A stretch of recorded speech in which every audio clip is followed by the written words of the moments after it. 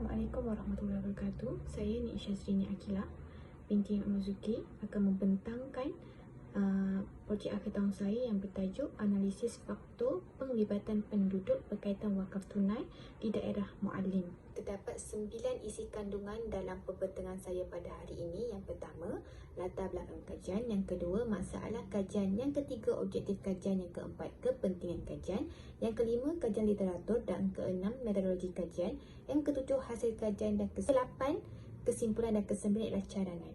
Untuk latar belakang kajian, Majlis Agama Islam Johor pada tahun 2023 telah menyatakan bahawa wakaf tunai merupakan wakaf yang dilakukan dengan menggunakan wang, yang mana wang yang dikumpul itu dimasukkan dalam tabung dan dikendalikan oleh seorang nazir yang dilantik untuk menjalankan kebaikan dan kemakmuran ummah. Kemudian Malaysia mempunyai 2 agensi yang berkuat kuasa yang mengeluarkan fatwa, iaitu Majlis Fatwa Kebangsaan dan bahagian Fatwa Majlis Agama Islam Negeri-Negeri, iaitu MAIN, M-E-I-N. Dua agensi ini berfungsi dan berperanan penting yang berkaitan dengan penerimaan wakaf secara tunai. Bagi orang Islam, wakaf tunai merupakan cara yang paling mudah untuk terlibat dalam aktiviti agama dan kebajikan untuk meningkatkan sosioekonomi mereka, terutamanya dalam bidang pendidikan dan kesihatan. Elemen promosi dan pengetahuan adalah penting dalam wakaf tunai dan berfaedah dalam meningkatkan kesedaran dan pemahaman tentang pemberian wang tunai. Hal ini telah ditemukan oleh Hasan pada tahun 2021. Terdapat 3 masalah kajian yang boleh saya bentangkan untuk analisis faktor penglibatan penduduk terhadap wakaf tunai di daerah Muallim. Yang pertama, kefahaman mengenai wakaf tunai mempengaruhi orang ramai sebagai faktor dalaman dan kemudahan wakaf sebagai faktor luaran. Ini dijumpai oleh Chupian dan Najmi pada tahun 2020. Di Muallim, penduduk tidak memahami sepenuhnya apa itu wakaf tunai dan bagaimana ia berfungsi berbanding dengan wakaf harta fizikal seperti tanah dan bangunan. Pada tahun 2018, menurut Taufik, keadaan keluarga, jangkaan pendapatan dan modal adalah 3 komponen yang mempengaruhi seseorang melakukan keputusan, iaitu yang berkaitan dengan penduduk merangkai tentang dana mereka, dana wakaf mereka, yang mana mereka mungkin tidak mahu mengambil bahagian dalam wakaf tunai jika tidak ada kejelasan tentang bagaimana derma mereka akan digunakan. Masalah ketiga ialah penduduk mempunyai batasan kewangan atau kekurangan sumber kewangan boleh menjadikan penghalang utama bagi mereka untuk menyertai wakaf tunai. Bashar, Nashan dan Rahmania telah menyatakan bahawa minat bersedekah dipengaruhi oleh pendapatan.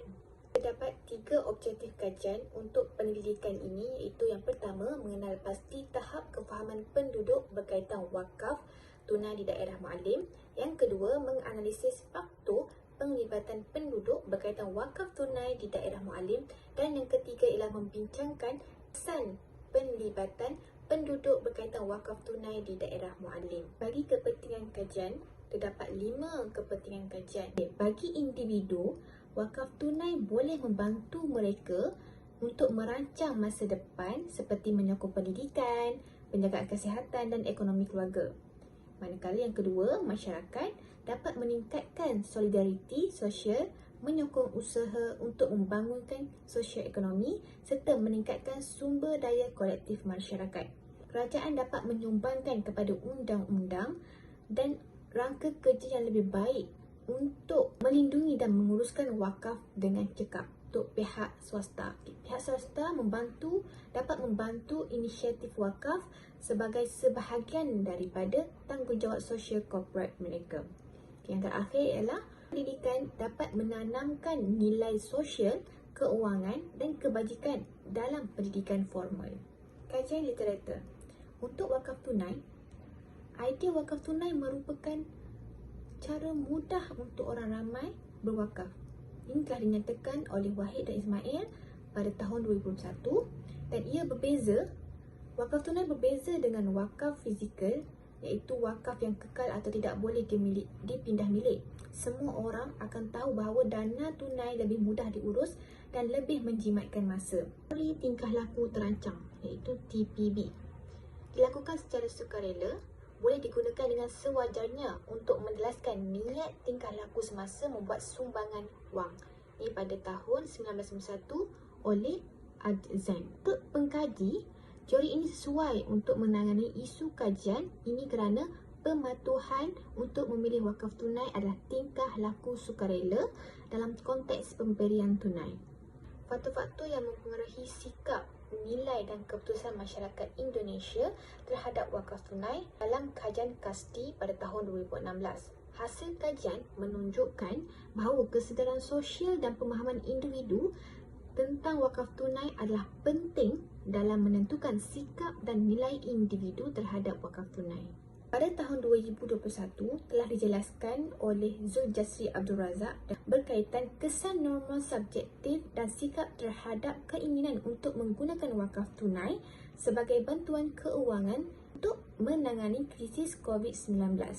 Hasil kajian mendapati sikap dapat mempengaruhi lebih kuat daripada normal subjektif dalam menggalakkan responden untuk melaksanakan wakaf tunai. Dalam penyelidikan ini, saya menggunakan metodologi iaitu metodologi secara kaedah kuantitatif, menggunakan borang soal selidik dan Statistical Package for Social Science iaitu SPSS. Populasi dapat didefinisikan oleh Graviter dan Wallnow pada tahun 2016 yang menyatakan bahawa populasi adalah kumpulan semua individu yang terlibat dalam satu kajian. Manakala sampel ialah jumlah individu yang dipilih daripada populasi disebut sebagai sampel yang berfungsi sebagai perwakilan yang seharusnya mencerminkan keseluruhan populasi. Dalam SPSS, saya menggunakan analisis deskriptif iaitu untuk mengetahui hasil mean, sisihan piawai, frekuensi dan peratus. Kedua ialah statistik inferensi iaitu pemboleh ubah bersandar dan bebas dan rekursi berbilang. Hasil kajian menunjukkan jumlah yang tertinggi dalam analisis deskriptif yang digunakan bagi menerangkan taburan demografi responden yang terdiri daripada jantina, umur, status, pekerjaan, jumlah pendapatan dan tahap pendidikan. Hasil kajian dalam objektif pertama iaitu tahap kefahaman penduduk berkaitan wakaf tunai daerah Muallim, Perak, terdapat 3% yang paling tinggi dalam tahap kefahaman. Bagi hasil kajian objektif yang kedua iaitu faktor yang mempengaruhi pelibatan penduduk berkaitan wakaf tunai daerah Muallim, kami menggunakan penyelidik menggunakan model summary dan koefisien. Begitu juga untuk objektif ketiga iaitu kesan pelibatan penduduk berkaitan wakaf tunai di daerah Muallim. Hasil kajian kami penyelidik menggunakan model summary dan koefisien juga. Kesimpulannya, analisis kajian dapat menunjukkan bahawa majoriti responden dalam kalangan penduduk di daerah Muallim, Perak ini mempunyai tahap kefahaman dan pengetahuan yang tinggi mengenai wakaf tunai.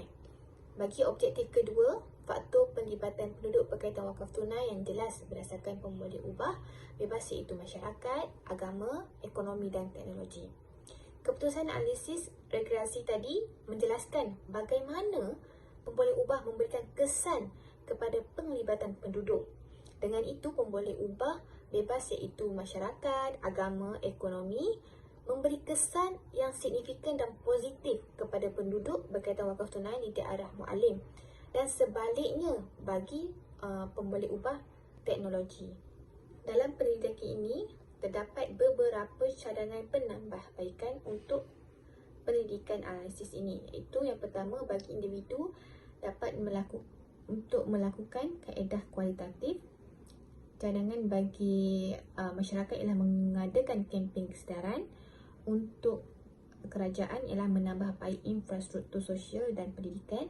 Dan yang keempat, untuk pihak swasta dapat memberi kerjasama dengan komuniti tempatan untuk membangunkan inisiatif yang menggabungkan teknologi, agama dan ekonomi.